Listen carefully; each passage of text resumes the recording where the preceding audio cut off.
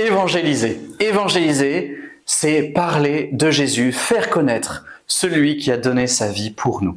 Il y a beaucoup de manières de le faire, mais c'est quelque chose qui est extrêmement important, ça donne la vie. Je vous propose, pour cette petite vidéo, d'abord de vous parler des raisons pour lesquelles on va évangéliser, c'est-à-dire pourquoi évangéliser, et ensuite de qui évangélise et qui est concerné par l'évangélisation.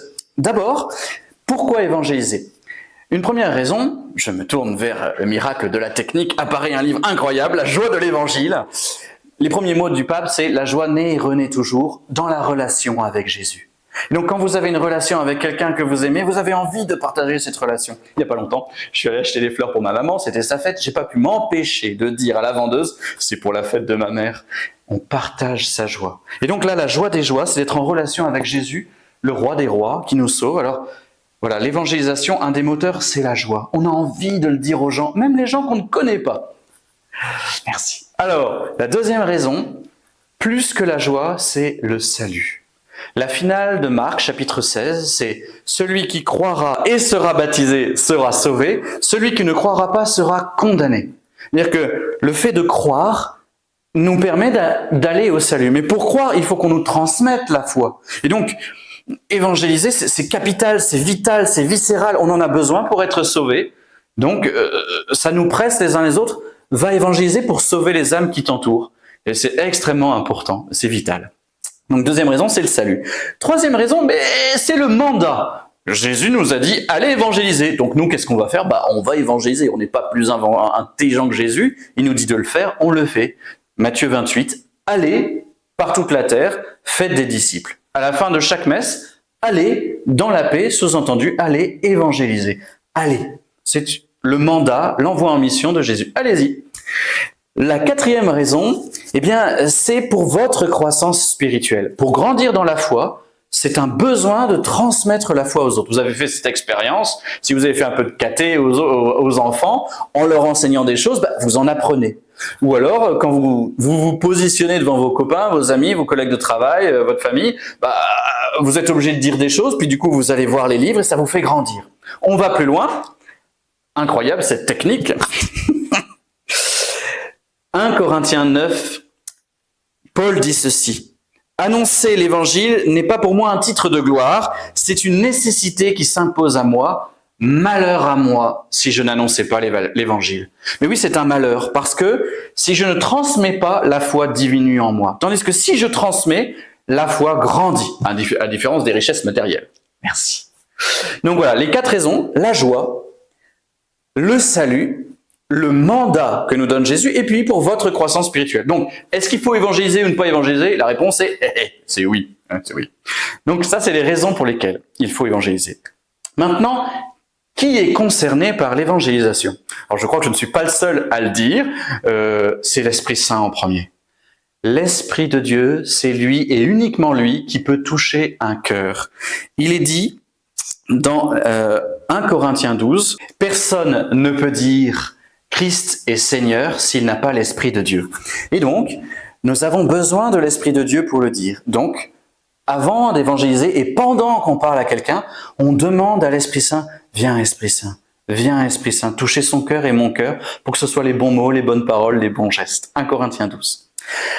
Ensuite, après l'Esprit Saint, c'est le premier évangélisateur, ce n'est pas vous et moi, c'est l'Église comme communauté. Le Christ a institué 12 apôtres pour le continuer, pour témoigner de lui, pour amener à Jésus. Alors, c'est d'abord l'Église qui annonce. Et nous, comme membres de la communauté, on va de la messe à la messe. C'est-à-dire, à la messe, on reçoit Jésus-Christ et on reçoit le mandat missionnaire, on part pour évangéliser dans le monde et on espère que les gens vont aller jusqu'à la communauté. Donc, j'insiste sur la communauté, c'est pas seulement évangéliser, parler de Jésus, mais c'est aussi essayer d'amener les gens à faire une expérience de l'Église, amener les gens à rencontrer un groupe de partage, une messe, quelque chose qui font qu'ils trouveront leur place et leur joie dans l'Église, qu'ils expérimentent eux-mêmes.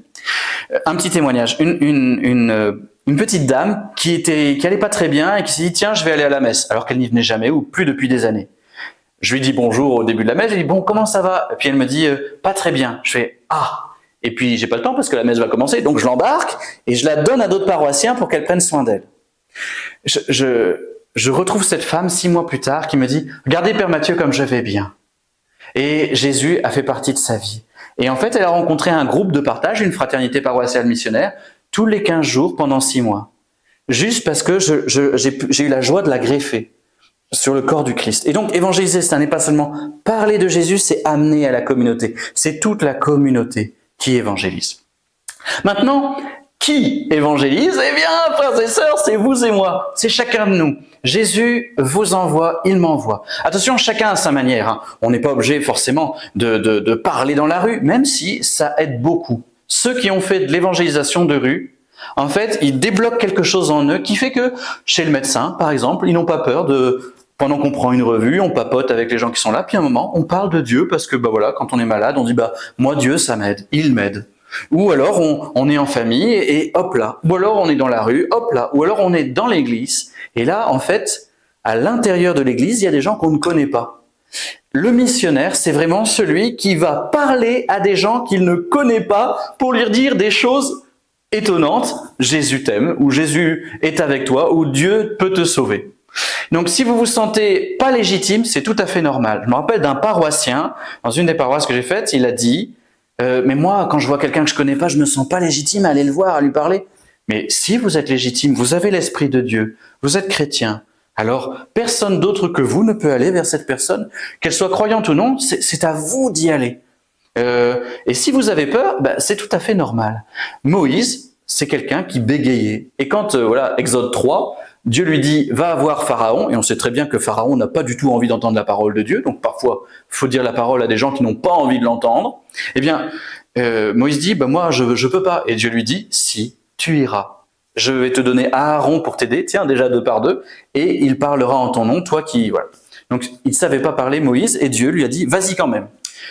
Jérémie a dit « moi, je suis trop jeune, je ne peux pas ». Et donc, chapitre 1 de Jérémie. Et Dieu lui dit « tous ceux vers qui je t'enverrai, tu iras, et tout ce que je te dirai de dire, tu le diras. Ne dis pas, c'est marqué, hein, ne dis pas je suis trop jeune.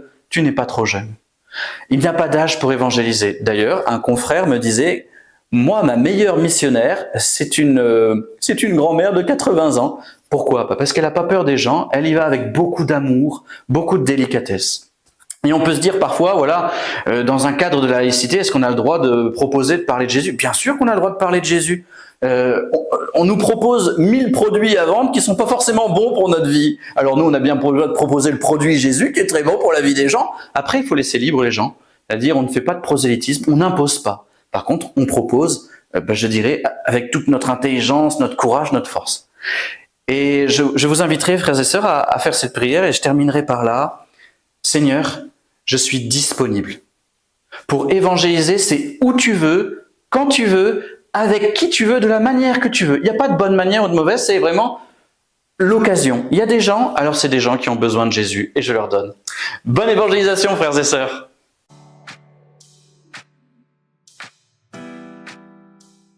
Alors je l'ai découvert d'une manière rationnelle et en même temps d'une manière émotionnelle. Donc d'abord, je me suis intéressé à l'authenticité des évangiles. Donc ça, j'ai fait un peu de travail via des apologètes chrétiens qui sont sur Internet la plupart du temps. J'ai dû apprendre à lire la Bible, donc savoir par où ça commençait, etc.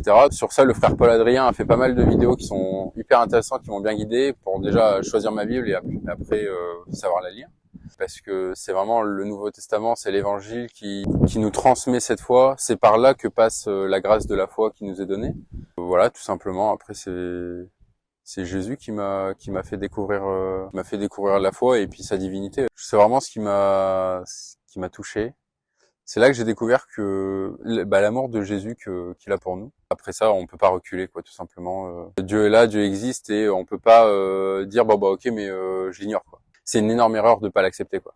Des rencontres avec des gens qui m'ont amené à la foi. Alors des rencontres dans la vraie vie, peut-être pas. Je sais pas si les rencontres sur Internet ça compte. Je suis pas vraiment de personne dans mon entourage qui m'a amené la foi. Par contre, une fois que j'avais la foi et que j'ai demandé le baptême, là j'ai rencontré des gens qui avaient la foi, oui. Et ça m'a vraiment conforté dans le choix d'avoir choisi l'Église catholique et surtout que j'étais au bon endroit, quoi. Parce que ces gens-là bah, il respire l'amour de Dieu, c'est pas anodin, quoi. Tu retrouves ça nulle part ailleurs.